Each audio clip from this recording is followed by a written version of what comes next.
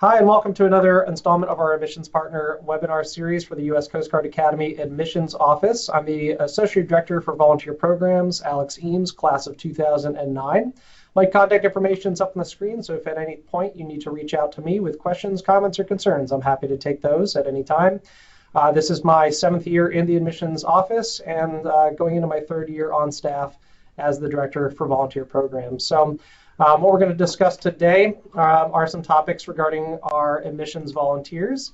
We're going to go through some partner basics, talk about outreach versus recruiting for our volunteer partners, and the difference between those, what's important to keep in mind when you're out on the road representing the Coast Guard Academy, and what really helps us achieve our mission here in this office. We'll talk a little bit about speaking with students, the topics to cover as far as service cultures and the difference between service cultures, the difference of quality of life, essentially asking yourself, and this was put in a great way by one of our veteran volunteers. They ask, what war do you want to fight? And students may ask, well, the Coast Guard's not known for going to war, but in many ways, in our various mission sets, we go to war every single day against the elements and against all sorts of humanitarian missions. When you're on a search and rescue case, it's even a war against time and the elements. So that's certainly important to consider when speaking with students and whether or not they relate to our mission sets, our core values, a life-saving humanitarian mission versus potentially a life-taking mission. So those are things to consider when speaking to students. What I'm going to leave you today with as well is the final part of any interaction with a student or counselor or whoever they may be out there interested in CGA is to leave that person with a call to action. So very basic sales techniques here. At the end of any sale, you want to close that sale. In this case, you want to close the transaction of passing along information. And by doing that, the best thing to do is to have a call to action. So rather than just saying, nice to meet you, have a great day, and sending that person on their way, actually giving that person something to do to follow up, that would then increase their chances of pursuing information online, creating accounts, starting or completing their applications, or learning more from a counselor's perspective or congressional office perspective. So those are all very important things to consider. We'll touch on that once again at the end of the presentation. So a little background on the program itself. The Admissions Partner Program has been around since actually the 1930s. So this is not a new concept for our office, although the structure is somewhat new. It started off as an auxiliary volunteer program. It then evolved into several different programs, one of those being Seagate, that's Coast Guard Academy Team Eagle. Its primary responsibility was for AIM, the Academy Introduction Mission. It's evolved much further past the AIM mission at this point, although AIM is a very important part of what we do. It's the largest Coast Guard officer recruiting initiative of its kind. So that is certainly still a very pivotal and milestone benchmark mission that we perform as volunteers. Throughout its existence, this program has evolved to meet our needs in this office. And of the Coast Guard Academy. In 2006, it became the Coast Guard Academy Admissions Partner Program. So one of the things that we wanted to do was expand the role of alumni in the outreach at the Academy, in the interview process, and in working with future applicants. So that was one of the biggest changes to the entire system, was just that. Some of the basics of our program currently. We are at 1,080 admissions volunteers as of today. I started this program in October 2017, and at that point we had just over 800. We cleaned house and took out some inactive members who had been inactive for some time, and then rebuilt the program, so adding 300 to 400 individuals over the last 2 years. And it's been really great. We've seen a robust improvement in event attendance. We've completely overhauled the interview process. We've seen increases in female and underrepresented participation. So the idea here being that we want our volunteer outreach organization to mimic and reflect the core as it is today. Now we know that's not absolutely doable just because of the history of the Academy. We have a very proud long blue line tradition And women only first started coming to this service academy in 1976 with Sue Bebo's class of 80. So it's still fresh, trying to get more female participation, more underrepresented students. But you'll see in just a minute here the demographics at CGA, and it's important to sort of reflect those demographics in our outreach. As far as, but every volunteer does bring a great value to the academy, to our admissions team, and you have experiences that students want to hear about.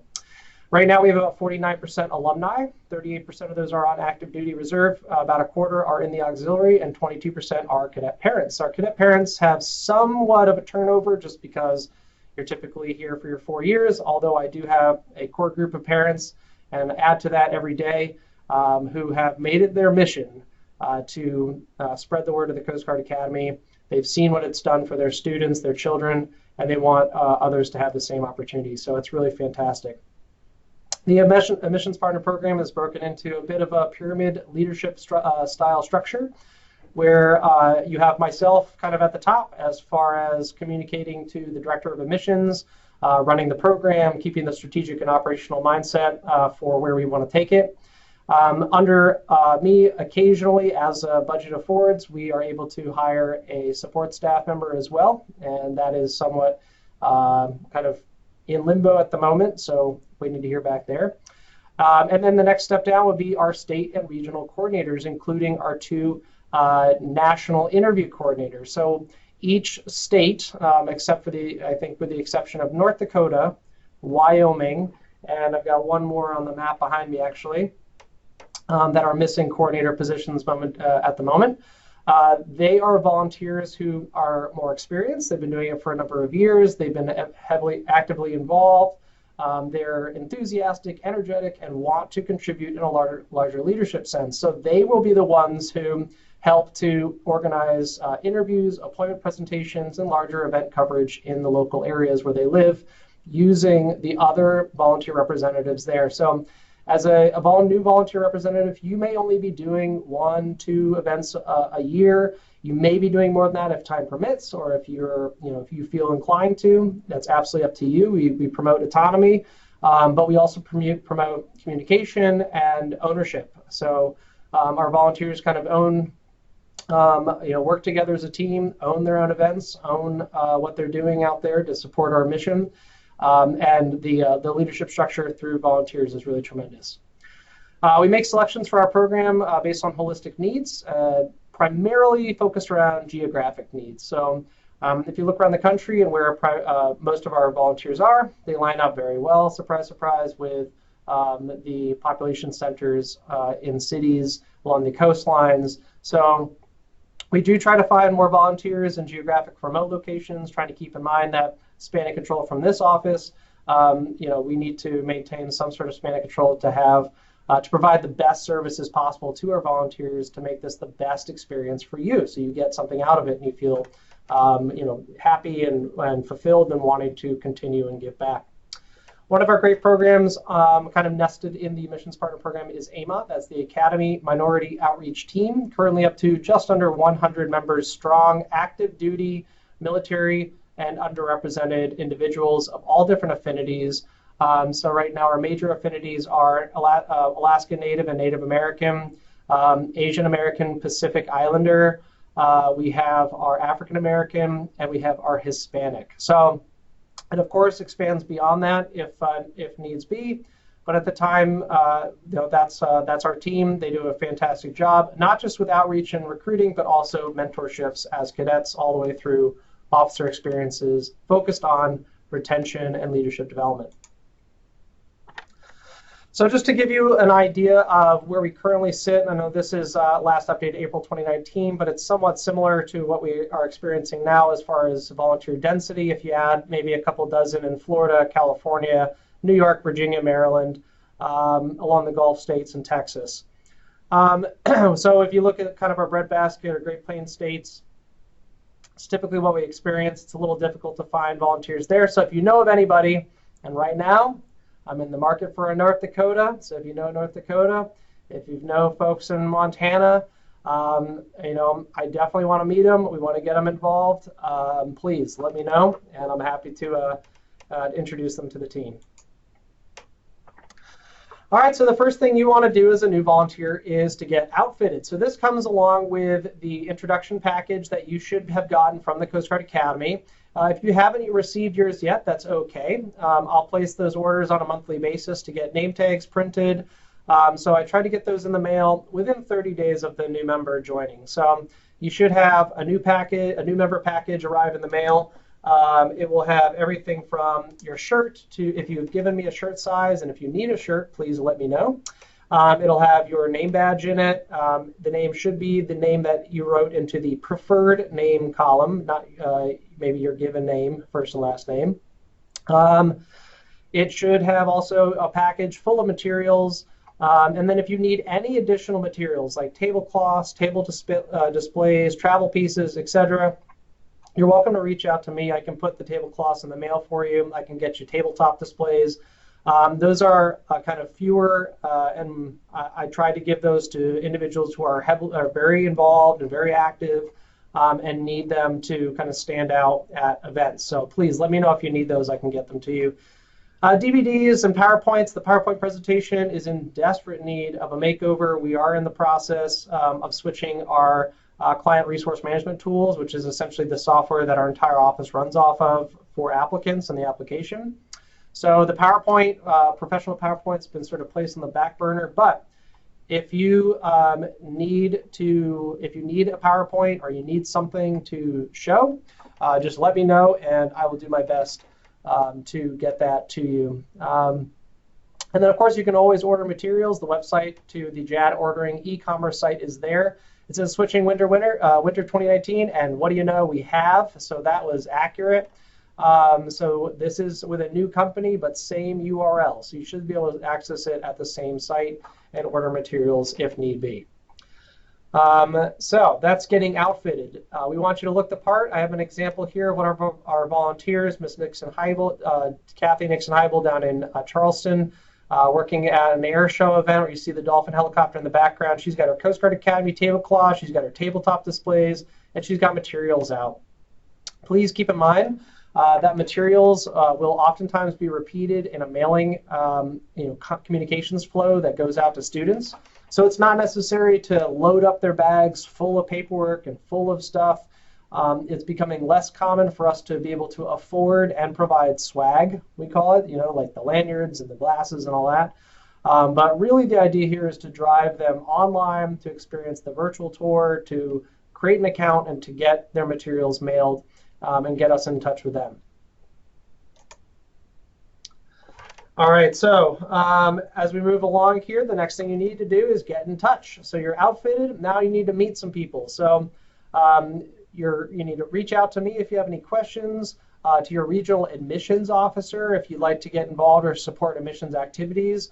I'll oftentimes send out your initial email and include the admissions officers so they know that new volunteers have been brought onto the team in certain states and regions.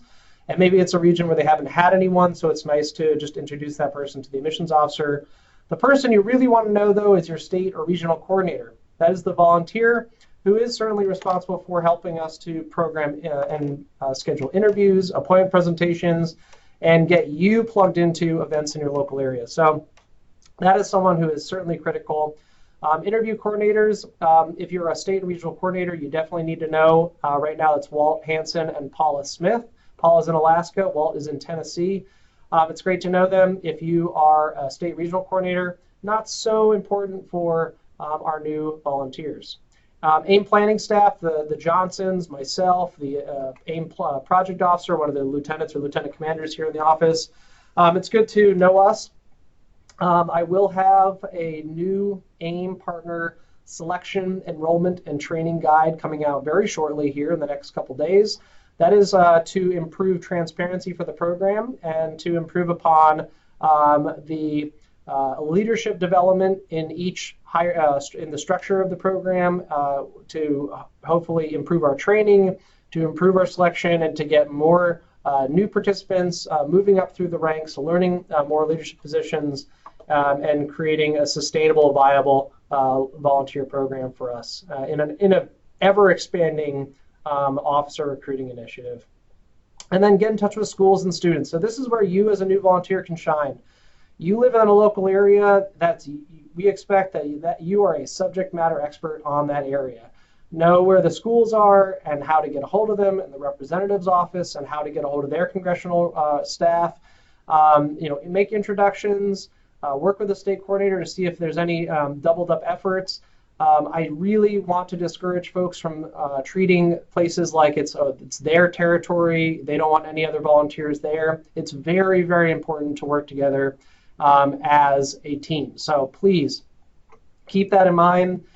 More resources are always better. Even if there's 2 or 3 volunteers who are trying to work with the same school, that is perfectly acceptable. They are always looking for more people to outreach to their students and get them information on this wonderful opportunity here at the Coast Guard Academy. Next, you want to get informed. So now you've been outfitted, you're making your outreach and meeting people. You want to now kind of really master your craft. So you can do that through the admissions partner training, which occurs here in April each year. This is kind of finance and budget dependent, so I'm trying to host it this year. We'll see if it actually is able to kick off.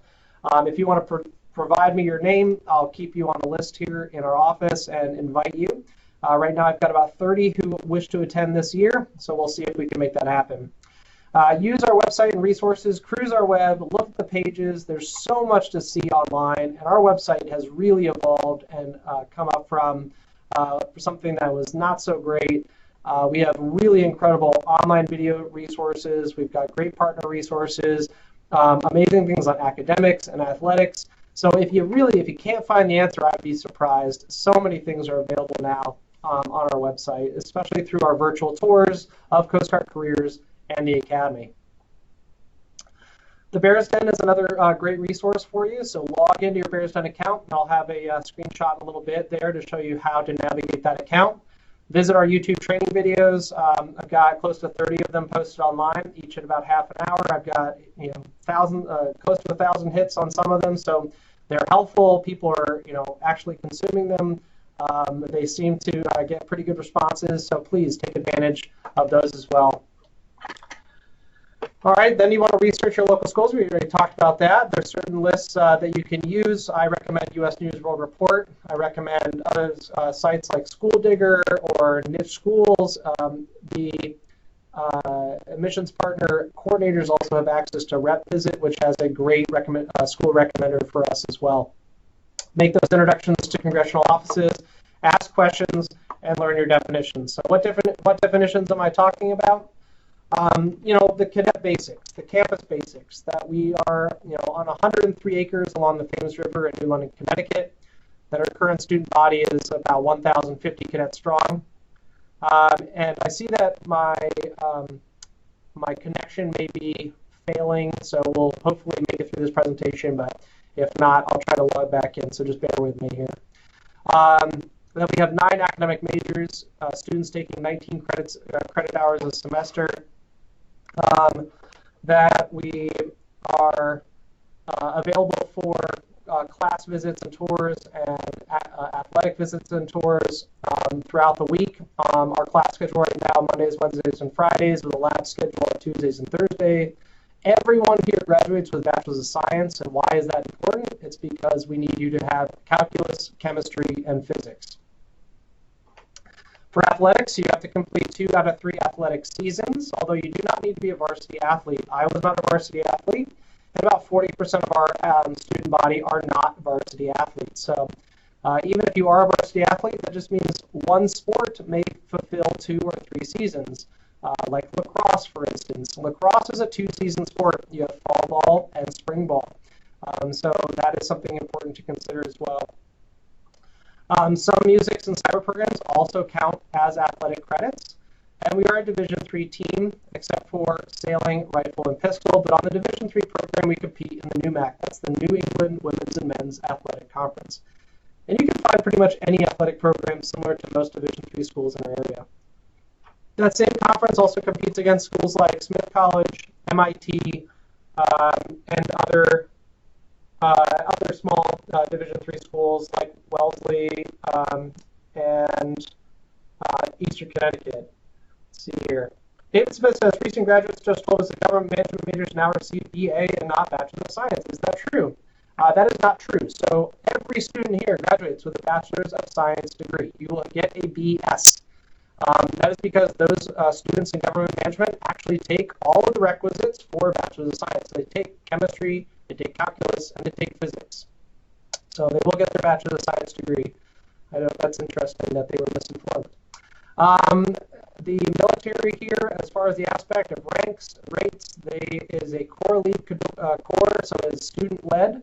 The cadet ranks you'll see here on the right-hand side of your screen, going from right to left goes 4th class through 1st class, green, red, white, and blue. And then the number of stripes based on their class, and the first 2 stripes are the horizontal stripes.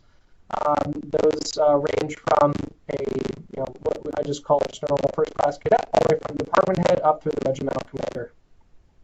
You see the Corps Cadet's flag at the top there.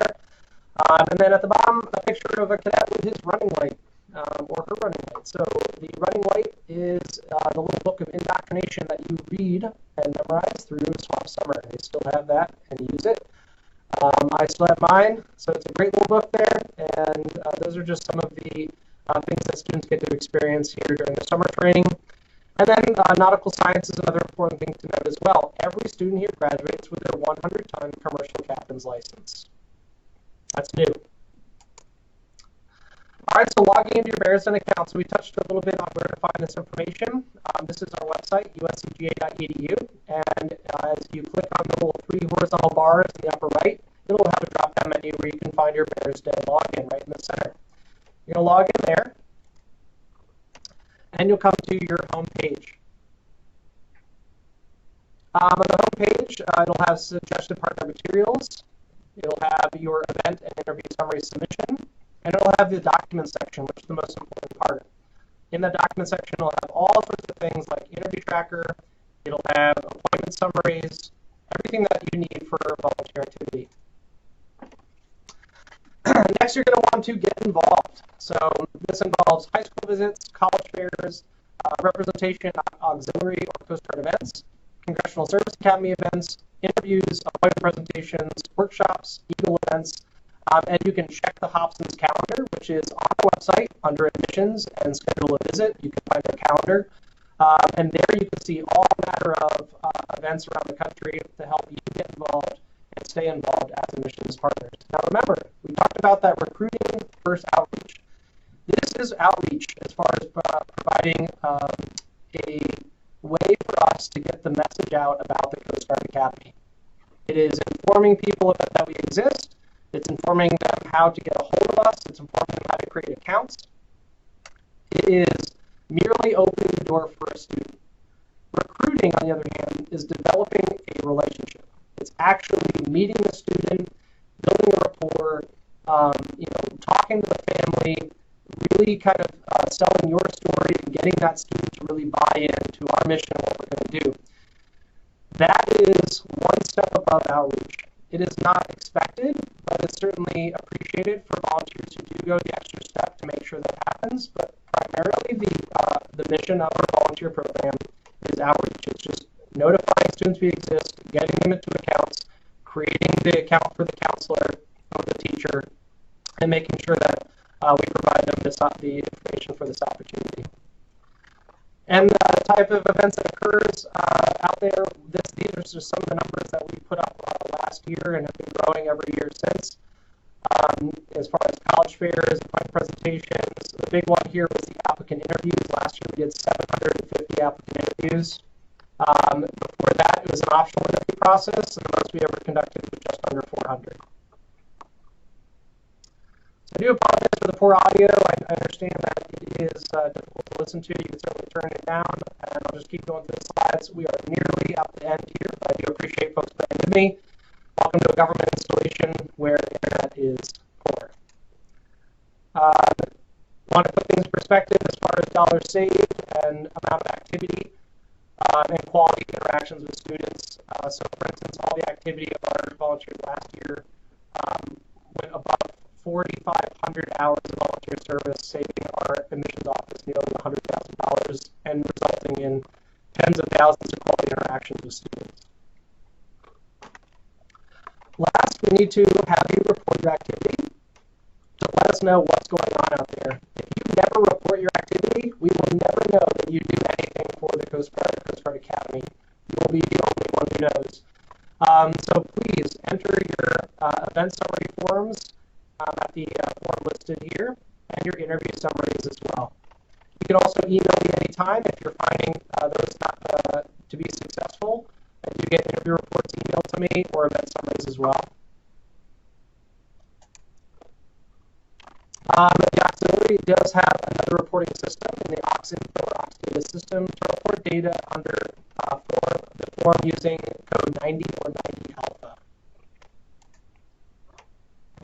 All right. So our last slide here, we go to again, reiterating our outreach versus recruiting. I really hope that it hits home that our volunteers' primary mission is outreach, and that recruiting takes it one step further in the interview process and appointment presentation process, hosting welcome board events. Those are all recruiting opportunities. When speaking with students, kind of sharing the difference in service cultures, so the difference between us, Navy, Air Force, Army, Merchant Marine, the quality of life, and what war that we fight in every day versus the other Department of Defense services, and then call to action. That call to action for a new student can be to create an account. The call to action for an applicant can be to submit their application or contact their admissions officers with updates. The call to action for a guidance counselor can be to attend our spring guidance counselor invitational here on campus. So there's lots of calls to action to initiate depending upon who you're speaking with, and you always want to lead them with a call to action. If you get the student to write down or type into their phone that call to action, they're much more likely to follow through. So those are all some things that I want to point out to all the new volunteers. I appreciate everyone being in today. I do apologize for the poor audio content. I've been asked to repeat what was stated about the government shutdown. On the 24th, if a budget is not passed, then we will go into a government shutdown again this year. Last year, it lasted over 30 days. If the government is to shut down, we do ask that all volunteers cease activity until we tell them that it's okay to resume. So if you have interviews scheduled, go ahead and cancel or delay those interviews. If you're attending events, then go ahead and cancel those events. We don't want anyone on the road representing CGA, even in a volunteer approach or volunteer aspect, while the government is shut down. So it's very important that our office does not perform any work or support any functions during the government shutdown. And I think that answers your question, Mr. Smith. So thank you. So at this time, I'll take any additional questions that I can answer. I can also type in the answers as well. So I appreciate everyone's participation. Thank you so much for your attention. Again, I do apologize for the connectivity, but hopefully we got through it just fine.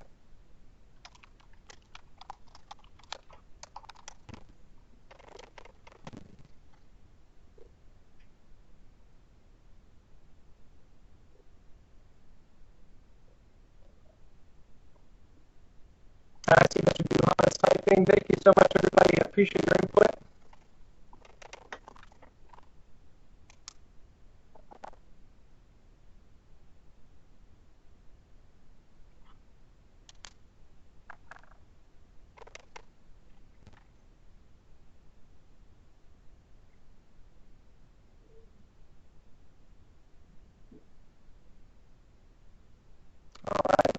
So it looks like we have no questions at this time, so I just want to say thank you very much again to everyone who attended today.